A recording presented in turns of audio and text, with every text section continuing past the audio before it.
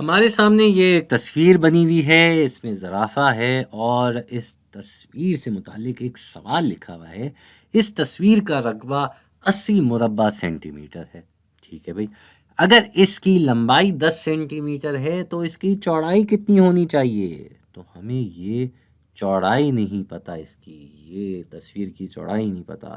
ہم سوچ رہے تھے کچھ زرافہ کے بارے میں پوچھیں گے، کچھ پوچھیں گے کہ کون سا گانا سن رہا ہے اس ریڈیو پہ۔ خیر، ہم سے تو اس تصویر کی بات ہو رہی ہے، وہ بھی اس کے رقبے کی، جو رقبہ ہمیں دیا ہوا ہے، اور وہ ہے 80 مربع سینٹی میٹر۔ لیکن ہمیں اس کی چوڑائی نہیں پتہ، تو ہمیں اس مربع کی چوڑائی پتہ کرنی ہے۔ تو بھائی بات یہ ہے کہ جب بھی ہمارے پاس کوئی ایک مستطیل موجود ہوتا ہے، وہ بھلے ایسا ہو یا وہ ایسا ہو، اس کا رقبہ نکالنے کے لیے ہمیں دو چیزیں پتہ ہونی چاہیے۔ ایک ہوتی ہے اس کی لمبائی اور ایک ہوتی ہے اس کی چوڑائی۔ یہاں پہ بھی یہ لمبائی ہو جائے گی اور یہ چوڑائی ہو جائے گی، اور رقبہ نکالنے کے لیے ہم لمبائی اور چوڑائی کو آپس میں ضرب کر دیتے ہیں۔ تو بھائی یہاں کیا کہانی ہے؟ یہاں یہ کہانی ہے کہ ہمیں رقبہ پتہ ہے 80 ہے اس کا رقبہ، اور ہمیں لمبائی جو ہے وہ پتہ ہے، لمبائی ہے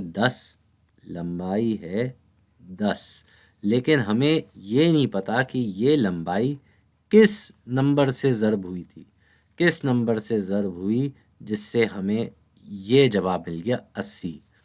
تو اس کے لیے ہم کیا کرتے ہیں، ہم 10 کا پارہ سوچ لیتے ہیں۔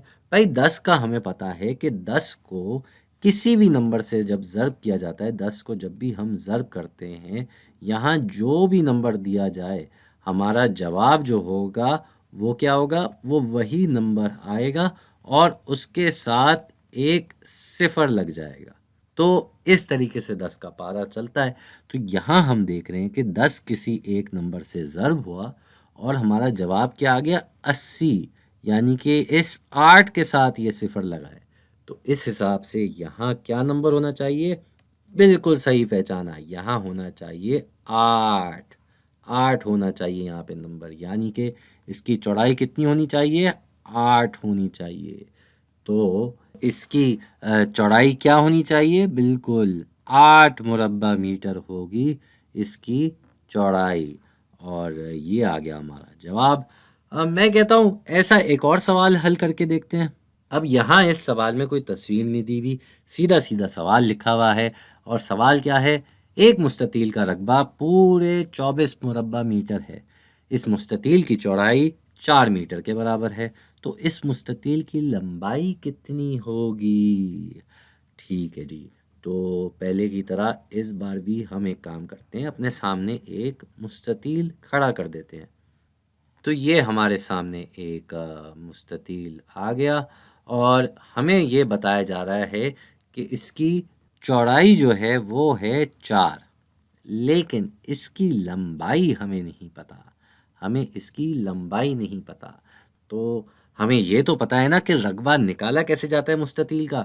بالکل بھائی، لمبائی اور چوڑائی آپس میں ضرب ہوتے ہیں، تو یہ لمبائی اور یہ چوڑائی یہ آپس میں جب ضرب ہو جائیں گے تو اس سے ہمارا جواب آ جائے گا، اور ہمارا جواب کیا ہے؟ ہمارا جواب ہے یہی 24۔ تو 4 کے پاروں میں کون سا نمبر ہے جس سے ضرب ہو کے 24 آتا ہے؟ صرف ہمیں دیکھنا ہے بھائی، 4/1 ہوتا ہے 4، 4/2 ہوتا ہے 8، 4/3 ہوتا ہے 12، 4/4 ہوتا ہے 16، پھر 4/5 ہوتا ہے 20، اور آخر میں 4/6 ہوتا ہے 24۔ تو اپنے پاروں کے ذریعے بھی آپ اس جواب پہ پہنچ سکتے ہیں، یعنی کہ ہمارا جواب کیا ہو جائے گا؟ ہمارا جواب ہو جائے گا 6 میٹر۔ بالکل 6 میٹر ہے بھائی اس مستطیل کی لمبائی۔